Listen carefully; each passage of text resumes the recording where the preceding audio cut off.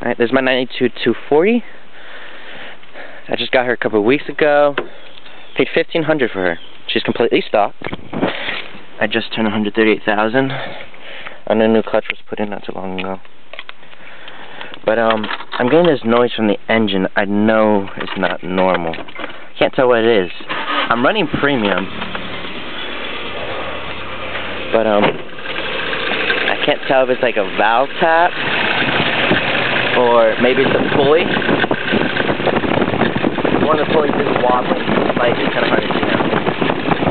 And then maybe it's a cam bearing or the timing chain. I don't know. It sounds like it's coming from the head.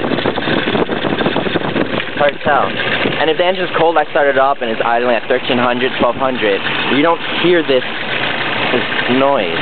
I don't know exactly what it is.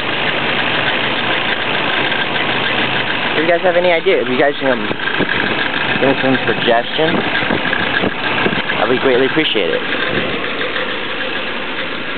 Alright, that's my car.